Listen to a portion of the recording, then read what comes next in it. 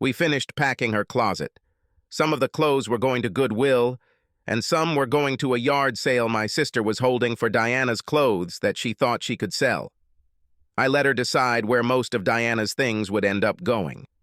I kept some things as keepsakes, things that had special meaning to her and to me, or those things that had great monetary value.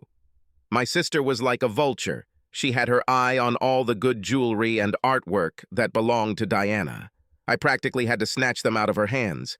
Mostly, though, I will keep things that remind me of my wife, things that will make her absence easier. God, I miss her. I miss her being next to me at night. I miss her breakfasts in the morning, her dinners in the evening, and sex. Yeah, I definitely miss it. Diana was my life. She made every day worth living. She always satisfied my needs for food, sex, clothing, anything that made me comfortable and happy. She went out of her way. For me. And as long as you didn't get the wrong idea, it was mutual. I tried to satisfy her every whim, every desire. We were a couple, a team. She was my soulmate in every way. Plato would agree with this assessment. I showered her with jewelry, the very same ones that I now had to snatch from the greedy hands of my sister. I took her to the fanciest restaurants, bought her clothes that best suited our finances, and took her on dream vacations. And yes, this girl knew how to dream. But eventually, in her pain, she lost sight of my comfort. Pain I didn't even know I had, and now she is gone. I was emptying out the house, selling all of our furniture, all of our art, except for the ones I kept as keepsakes, and even the house itself. It was all too painful, a reminder of the death that happened there. In my bedroom. In my bed. How could I continue to live here, especially without the love of my life? Her mother was here today, still angry with me.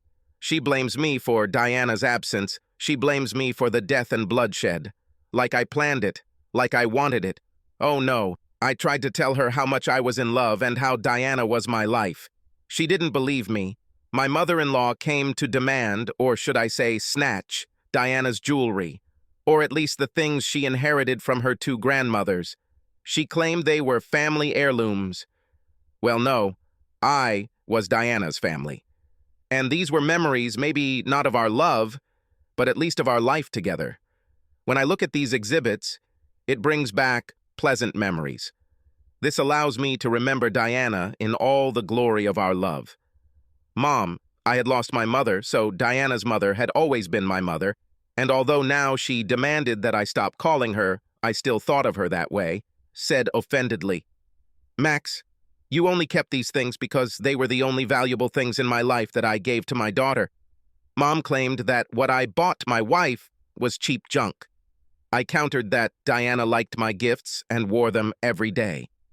My mother-in-law's face was distorted with rage. "And you just keep all her stuff to annoy me. You don't want me to have anything to save for her." With threats of lawyers and lawsuits, my mother-in-law left. I went back to packing. First checking the boxes my sister was packing and retrieving the items she had tried to smuggle out without my knowledge. I will say that my sister had good taste. She tried to steal only the best of Diana's things. We went to a funeral a few months ago, although my loved one's family didn't want us there. They all blamed me, just like my mother did. They thought it was all my fault. Maybe I could have handled it better, but I was in love and blind to all the bad things that could happen. They say when you're in love, anything is possible. You just don't realize that not everything in the world is good. Bad things happen even to those who are in love. I offered to pay to have Max Weller's beloved engraved on her headstone, but her family found it disgusting that I would even suggest that. Her mother started beating me, and her father tried to strangle me. The rest of the family then tried to join us, and I was lucky to escape relatively unscathed. Even now I have to look after her family. There is no end to the threats and harassment. Well, now I'm getting ready to leave.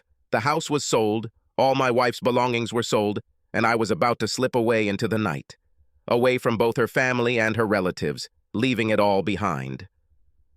On the way out of town, I stopped at the grave to say my last goodbyes.